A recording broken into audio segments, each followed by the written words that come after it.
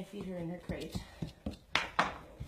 But it was brought to my attention, how do you approach a dog that might be food aggressive? So I tend to approach with just adding stuff, like the rabbit pieces, and she's only got a couple of kibbles in there with some water to kind of help her out, because then I can start kind of moving it this way, and you can see she likes her food. But all I want to do is just show her that I add tasty stuff to her dish when she's doing it, so that I can try to start adding tasty stuff outside of her dish and having her kind of come away from it. Like this.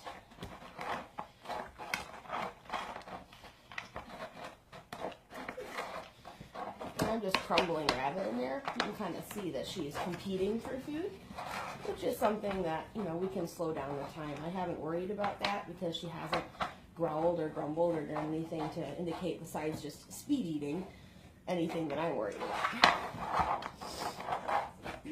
And that's okay, because usually, again, I add water to her food and go from there. So since that's not her full meal, I'm just going to keep adding food and showing her that my hand comes in, it adds more stuff. If you're having a dog have issues, you don't want to put your hand in front of their mouth, though. So I might sprinkle it off to the side. And what do we do by teaching it off to the side is that we teach them away behaviors in order to go away from their dish, which is a high value thing, so that I can take their dish and re-add some good stuff to their dish. Because then she can go back to her dish and realize that I'm adding stuff as we go. So I like to teach incompatible behaviors like away behaviors when I do this.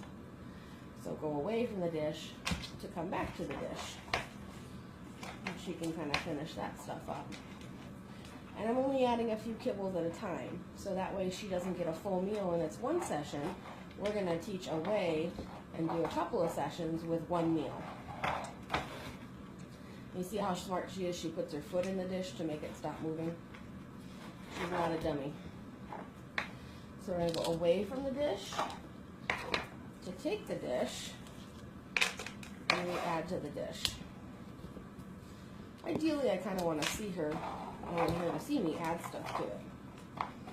And I'll just re-add it.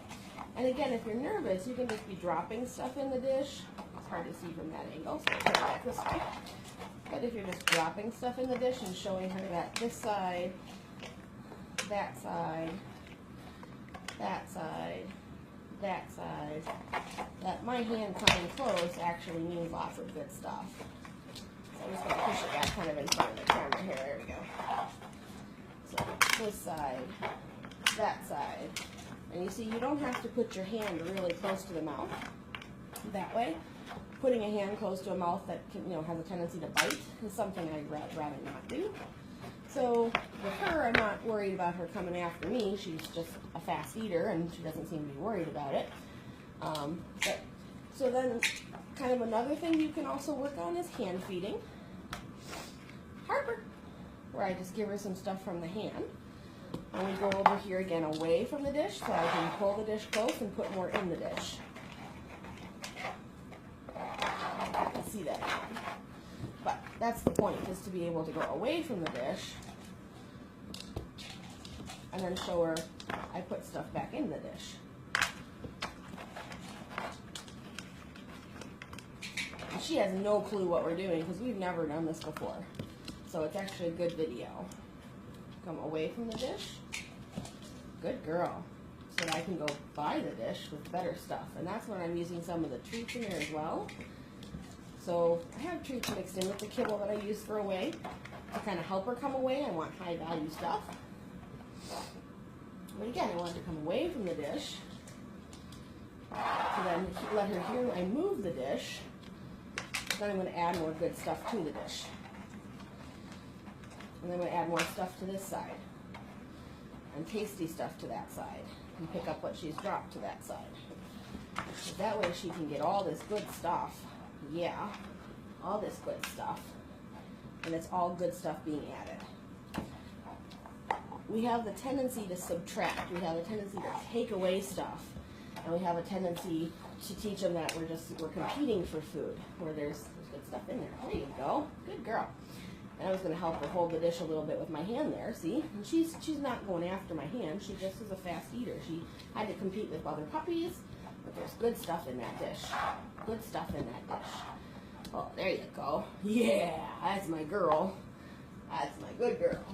So now she basically ate her meal with learning a few things, like the hand coming close is cool. And you can see towards the end, she was starting to come away from it, not as fast. And that's really what you want to see by the end of the session too. So you don't have to put your hand close to their mouth so that they don't eat it.